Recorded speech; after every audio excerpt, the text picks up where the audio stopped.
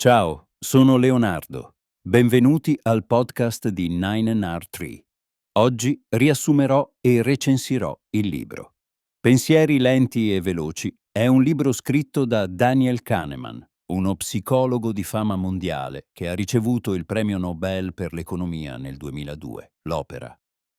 Esplora il modo in cui pensiamo e prende decisioni, dividendo il cervello umano in due sistemi distinti. Il sistema 1, che è veloce, intuitivo e automatico, e il sistema 2, che è più lento, deliberato e logico. Kahneman guida il lettore attraverso una vasta gamma di esperimenti e ricerche scientifiche per mostrare come questi due sistemi operano e interagiscono tra loro. Egli evidenzia i vari errori e bias cognitivi che si manifestano quando il sistema 1 ha il controllo, nonostante la nostra convinzione di agire razionalmente. Il libro incoraggia i lettori a riflettere sul loro processo decisionale e offre strumenti di pensiero critico per migliorare la qualità delle loro decisioni quotidiane. GT darò i punti chiave di questo libro. Primo il sistema 1 e il sistema 2. Uno dei concetti fondamentali di pensieri lenti e veloci è la distinzione tra il sistema 1 e il sistema 2. Il sistema 1 è responsabile dei pensieri veloci, delle intuizioni e delle azioni automatiche. È veloce ed efficiente, ma tende a commettere errori e bias a causa della sua superficialità e mancanza di analisi approfondita. D'altra parte, il sistema 2 è più lento e richiede un maggiore impegno cognitivo. È il nostro pensiero consapevole che affronta problemi complessi, fa calcoli e prende decisioni ragionate.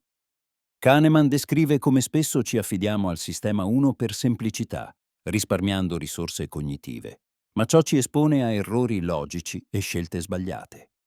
Il libro invita i lettori a riconoscere quando è necessario attivare il sistema 2 per essere più analitici e ponderati nelle loro decisioni. Secondo, bias cognitivi. I bias cognitivi sono distorsioni nel modo di pensare che influenzano le nostre decisioni e giudizi. Kahneman esplora vari tipi di bias che sorgono dal predominio del sistema 1. Uno dei bias discussi è l'ancoraggio, in cui le nostre stime numeriche sono influenzate da informazioni iniziali. Un altro è il bias di conferma, che ci porta a cercare prove che confermano le nostre convinzioni preesistenti. C'è anche l'effetto Alone, dove la percezione di una caratteristica positiva di una persona o di una situazione ci fa generalizzare un giudizio positivo su tutto il resto. Kahneman illustra come questi bias possano condizionare anche esperti e professionisti, dimostrando che nessuno è immune dal loro effetto. Comprendendo e riconoscendo questi bias, possiamo cercare di mitigarne l'influenza nelle nostre vite. Terzo, l'illusione di comprensione. Kahneman introduce il concetto di illusione di comprensione per descrivere la tendenza umana a sovrastimare quanto bene comprendiamo il mondo e ciò che accade attorno a noi. Spesso abbiamo l'illusione di capire eventi passati e di essere in grado di predire risultati futuri, nonostante l'incertezza intrinseca e la complessità della realtà. L'autore chiarisce che la nostra comprensione è spesso un costrutto post hoc, costruito dopo che gli eventi sono accaduti, facendoci sentire come se avessimo previsto l'esito. Questo porta via una eccessiva fiducia in se stessi e nella propria capacità di previsione, che può risultare in decisioni errate, specialmente in situazioni complesse e imprevedibili. Kahneman suggerisce di essere critici sulle nostre assunzioni e di accettare il nostro livello di ignoranza, per ridurre il rischio di scelte basate su un'eccessiva sicurezza. Quarto, la fallacia della pianificazione. La fallacia della pianificazione è un bias cognitivo che porta individui e organizzazioni a sottovalutare i tempi, i costi e i rischi associati a un progetto. Kahneman analizza come, spesso, si stimi un progetto basandosi su scenari ottimistici, senza considerare possibili intoppi e imprevisti. Questo comporta spesso ritardi e aumenti di budget non previsti. L'autore sottolinea che tale fallacia è molto comune non solo nei progetti personali, ma anche in ambito aziendale e governativo, portando a conseguenze significative. Per contrastarla, Kahneman suggerisce di adottare la tecnica della previsione di riferimento, cioè basare le stime su dati storici e progetti simili già avvenuti, per migliorare la precisione delle previsioni e delle pianificazioni future. L'importanza della pianificazione realistica è fondamentale per il successo a lungo termine. Infine, euristiche e decisioni economiche. Kahneman esplora come le euristiche influenzano le decisioni economiche e finanziarie. Le euristiche sono scorciatoie mentali che utilizziamo per semplificare la presa di decisioni, ma che possono portare a errori significativi.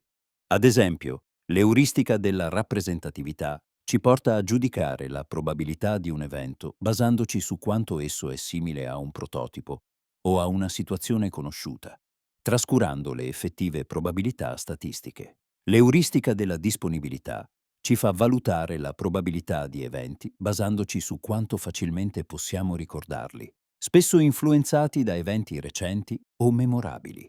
Lachman dimostra come queste euristiche possano condurre a scelte economiche errate, come sottovalutare rischi o investire in modo irrazionale. Egli raccomanda di adottare un approccio più analitico e basato sui dati quando si fanno decisioni finanziarie per ridurre l'influenza delle euristiche. In conclusione, Pensieri lenti e veloci è un libro che tutti dovrebbero leggere, specialmente coloro che sono interessati a migliorare la qualità delle proprie decisioni.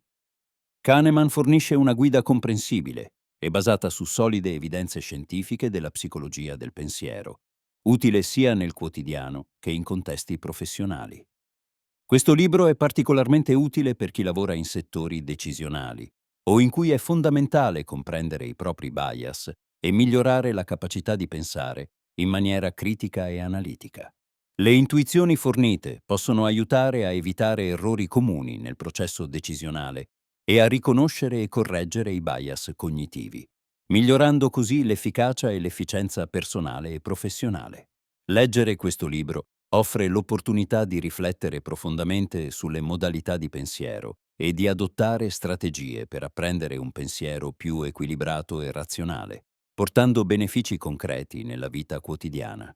Se vuoi supportare Daniel Kahneman, puoi acquistare il libro tramite il link Amazon che ho fornito nella descrizione del podcast. Dopo aver letto il libro, fammi sapere cosa ne pensi e condividi i tuoi pensieri. Ci vediamo.